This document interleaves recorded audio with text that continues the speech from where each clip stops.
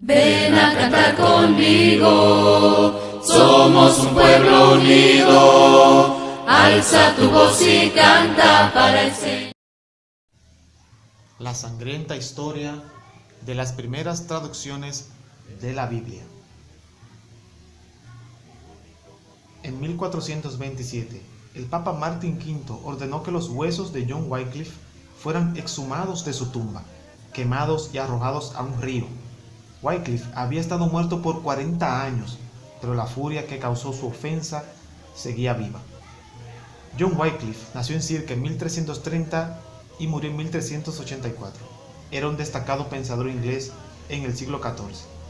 Teólogo de profesión, fue llamado para asesorar al Parlamento en sus negociaciones con Roma. En ese tiempo, la Iglesia era todopoderosa y cuanto más contacto tenía Wycliffe con Roma, más indignado se sentía. El papado, pensaba, apestaba a corrupción e interés propio, y él estaba decidido a hacer algo al respecto. Wycliffe comenzó a publicar folletos argumentando que, en lugar de buscar riqueza y poder, la Iglesia debería preocuparse por los pobres.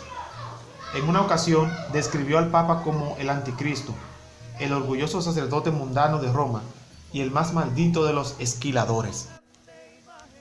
En 1337, el obispo de Londres exigió que Wycliffe compareciera ante su corte para explicar las asombrosas cosas que habían brotado de su boca. La audiencia fue una farsa. Comenzó con una pelea violenta sobre si Wycliffe debería sentarse o no. Juan de Gaunt, hijo del rey y aliado de Wycliffe, insistió en que los acusados permanecieran sentados. El obispo le exigió que se pusiera de pie. Cuando el Papa se enteró del fiasco, emitió una bula papal en el que acusó a Wycliffe de vomitar de la mazmorra sucia de su corazón las más perversas y condenables herejías. Wycliffe fue acusado de herejía y puesto bajo arresto domiciliario, y más tarde se vio obligado a retirarse de su puesto como maestro del Colegio Balliol en Oxford. La Biblia para la emancipación. Wycliffe creía firmemente que la Biblia debería estar disponible para todos. Veía la alfabetización como la clave para la emancipación de los pobres. Aunque partes de la Biblia se habían traducido previamente al inglés, todavía no había una traducción completa. La gente común, que ni hablaba latín ni podía leer, solo podía aprender del clero, y gran parte de lo que creían saber, ideas como el fuego del infierno y el purgatorio, ni siquiera formaban parte de las escrituras. Así que, con la ayuda de sus asistentes, Wycliffe produjo una Biblia en inglés durante un periodo de 13 años a partir de 1382. Era inevitable que esto produjera una reacción violenta. En 1391, antes de que se completara la traducción de la Biblia, se presentó un proyecto de ley ante el Parlamento para prohibir la Biblia en inglés y encarcelar a cualquiera que poseyera una copia. El proyecto de ley no fue aprobado. John de Gaunt se encargó de eso en el Parlamento, pero la Iglesia reanudó su persecución contra Wycliffe, a pesar de que había muerto hace 7 años, en 1384. Sin otras alternativas, lo mejor que podían hacer era quemar sus huesos en 1427, así fuera solo para asegurarse de que su lugar de descanso no fuera venerado. El arzobispo de Canterbury explicó que Wycliffe había sido ese desgraciado pestilente de condenable memoria, sí, el precursor y discípulo del anticristo que, como complemento de su maldad, inventó una nueva traducción de las escrituras a su lengua materna. Jan Hus. En 1402, el sacerdote checo recién ordenado, Jan Hus, fue designado a un púlpito en Praga para ministrar en la iglesia. Inspirado por los escritos de Wycliffe, que ahora circulaban en Europa, Hus usó su púlpito para hacer campaña en favor de una reforma administrativa y contra la corrupción de la iglesia. Al igual que Wycliffe, Hus creía que la reforma social solo podía lograrse mediante la alfabetización. Darle a la gente una Biblia escrita en el idioma checo, en lugar del latín, era un imperativo. Hus reunió un equipo de eruditos y en 1416 apareció la primera Biblia checa. Fue un desafío directo para aquellos a quienes llamó los discípulos del anticristo, y la consecuencia era previsible. Hus fue arrestado por herejía. El juicio de Jan Hus, que tuvo lugar en la ciudad de Constanza, es uno de los más espectaculares de la historia. Fue más parecido a un carnaval. Casi todos los peces gordos de Europa asistieron. Llegó un arzobispo con 600 caballos, 700 prostitutas ofrecieron sus servicios, 500 personas se ahogaron en el lago y el Papa se cayó de su carruaje y aterrizó en un montón de nieve. El ambiente era tan estimulante que la eventual convicción de Hus y su brutal ejecución debieron parecer un anticlímax. El condenado fue quemado en la hoguera. Su muerte galvanizó a sus partidarios en la revuelta. Sacerdotes e iglesias fueron atacados. Las autoridades tomaron represalias. En pocos años, Bohemia entró en guerra civil. Todo porque Jan Hus tuvo el descaro de traducir la Biblia. William Tyndale. En lo que respecta a la Biblia en inglés, el traductor de más alto perfil que perdió la vida por ese crimen fue William Tyndale. Corría el siglo XVI y Enrique VIII estaba en el trono. La traducción de Wycliffe aún estaba prohibida y aunque las copias de los manuscritos estaban disponibles en el mercado negro, eran difíciles de encontrar y costosas de adquirir. La mayoría de las personas todavía no tenían ni idea de lo que realmente decía la Biblia, pero la impresión en papel se estaba convirtiendo en algo más común y Tyndale pensó que era el momento adecuado para una traducción accesible y actualizada. Sabía que podía crear una. Todo lo que necesitaba era la financiación y la bendición de la iglesia.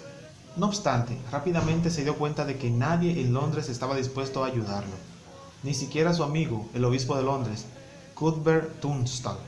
La política de la iglesia se aseguró de eso. El clima religioso parecía menos opresivo en Alemania. Lutero ya había traducido la Biblia al alemán. La reforma protestante se estaba acelerando y Tyndale creyó que tendría más chance de realizar su proyecto allá. Así que viajó a Colonia y comenzó a imprimir. Esto resultó ser un error. Colonia todavía estaba bajo el control de un arzobispo leal a Roma. Cuando estaba en medio de la impresión del Evangelio de Mateo, se enteró que estaba a punto de allanar la imprenta. Agarró sus papeles y huyó. Esa historia se repetiría varias veces. Tyndale pasó los años siguientes esquivando espías ingleses y agentes romanos, pero logró completar su Biblia y las copias pronto inundaron Inglaterra, ilegalmente, por supuesto. El proyecto estaba completo, pero Tyndale era un hombre marcado y no era el único.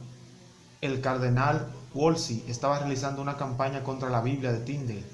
Nadie relacionado con Tyndale o su traducción estaban a salvo. Thomas Heaton, un sacerdote que había conocido a Tyndale en Europa, confesó haber contrabandeado 2 copias de la Biblia a Inglaterra.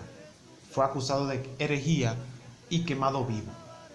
Thomas Bilney, un abogado cuya conexión con Tyndale era tangencial a lo sumo, también fue arrojado a las llamas en 1531. Richard Bayfield, un monje que había sido uno de los primeros partidarios de Tyndale, fue torturado incesantemente antes de ser atado a la estaca, y un grupo de estudiantes en Oxford fueron dejados en un calabozo que se usaba para almacenar pescado salado, hasta que se pudrieron. El final de Tyndale no fue menos trágico. Fue traicionado en 1535 por Henry Phillips, un joven aristócrata disoluto que había robado el dinero de su padre y lo había perdido en apuestas. Tyndale estaba escondido en Amberes, bajo la protección casi diplomática de la comunidad mercantil inglesa.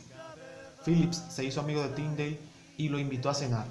Cuando salieron juntos de la casa del comerciante inglés, Phillips le hizo señas a un par de matones que atraparon a Tyndale. Fue el último momento libre de su vida. Tyndale fue acusado de herejía en agosto de 1536 y quemado en la hoguera unas semanas después. En Amberes, la ciudad donde Tyndale creía que estaba a salvo, Jacob van Liesvelt produjo una Biblia en holandés. Como tantas traducciones del siglo XVI, su acto fue tanto político como religioso.